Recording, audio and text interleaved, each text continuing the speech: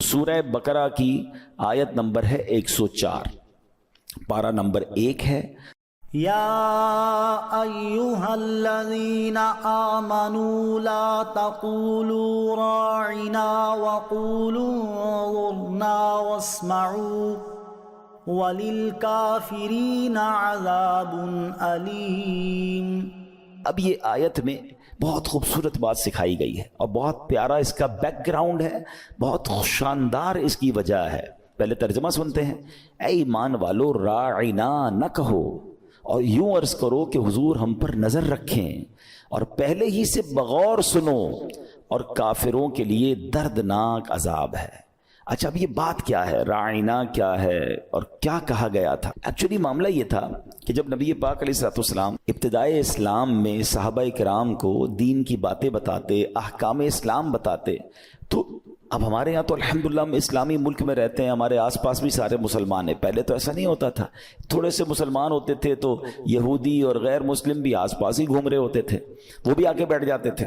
تو نبی پاک علیہ السلام جب بھی صحابہ کو کوئی بات بتاتے تو صحابہ کرام علیہم رضوان کا ایک جو ہے وہ ادب کا ہی انداز کہیں گے، لیکن وہ کیا کہتے تھے، جیسے ہمارے یہاں انگریزی میں کہتے ہیں نا پارڈن پلیز، کم اگین، ذرا دوبارہ بتائیے، ہم کوئی بات نہیں سن پاتے تو ہم یہی کہتے ہیں ذرا ریپیٹ کر دیں۔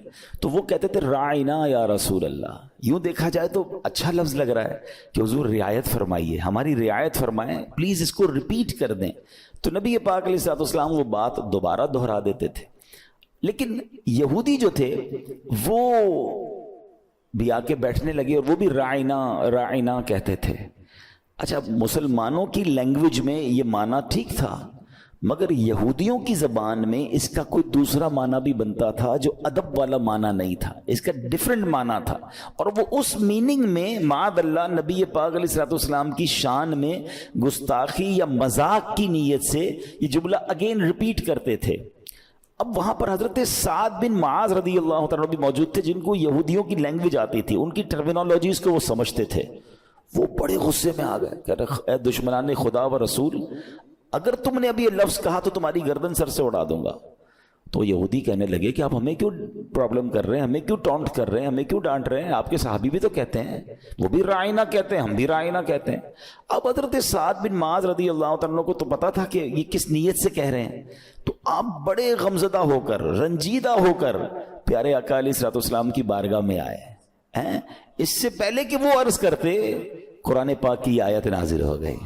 اللہ اکبر، سبحان اللہ۔ نبی پاک کی شان دیکھیں کہ وہ لفظ ہی پسند نہیں ہے رب کی بارگاہ میں۔ اچھا، اب صرف منع نہیں کہا کہ راعنا نہ کہو، ایک آلٹرنیٹو بیوٹیفل ورڈ دیا قرآن نے۔ اب سوچئے، میں جو بات ڈسکرائب کرنا چاہتا ہوں نا، بہت بڑے بڑے لوگوں کے پاس اب جب جائیں نا تو ان کے آفس کا، ان کے سیکریٹریٹ کا باقاعدہ ایٹیکیٹس لکھے ہوتے ہیں کہ آپ نے اس طرح بات کرنی ہے، آپ نے یہ ڈریس کوڈ پہننا ہے، آپ کا جناب یہ ٹائم ہوگا، پہلے سیکریٹری سے انٹرویو لیں گے، یہ ٹائم لیں گے، واٹ ایور۔ بڑے بڑے آفیسز، درباروں کے اصول بادشاہ خود وضع کرتے ہیں، خود ڈیفائن کرتے ہیں۔ دربار رسالت کی شان دیکھو کہ محبوب سے بات کیسے کرنی ہے، وہ رب قرآن میں بیان فرما رہا ہے۔ کیا کہا؟ اللہ فرماتا ہے اے ایمان والو راعنا نہ کہو، انظرنا کہو۔ انظرنا کے معنی کیا ہے؟ حضور نظر رحمت فرمائیے، ہم پر نظر فرمائیے۔ اچھا، یہاں ایک اور بہت خوبصورت، بہت ساری کنفیوژن دور ہو جائے گی۔ عاشقان رسول ایک بڑا پیارا وظیفہ پڑھتے ہیں، مل کے پڑھ لیتے ہیں۔ یا رسول اللہ انظر حالنا، یا حبیب اللہ اسمع قولنا، اننی فی بحر ہم مغرق خذ یدی سہل لنا اشکالنا۔ کیا پیاری اس کی بات ہے۔ اس کے معنی کیا ہے؟ یا رسول اللہ ہمارے حال پر نظر فرمائیے، انظر حالنا، یا حبیب اللہ اسمع قولنا، حضور جو ہم کہہ رہے ہیں نا، جو عرض کر رہے ہیں وہ بھی سن لیجئے۔ اننی فی بحر ہم مغرق، حضور میں غموں کے سمندر میں غرق ہو گیا ہوں، خذ یدی، میرے ہاتھ پکڑ لیجئے، سہل لنا اشکالنا، حضور میری مشکلیں آسان فرمائیے۔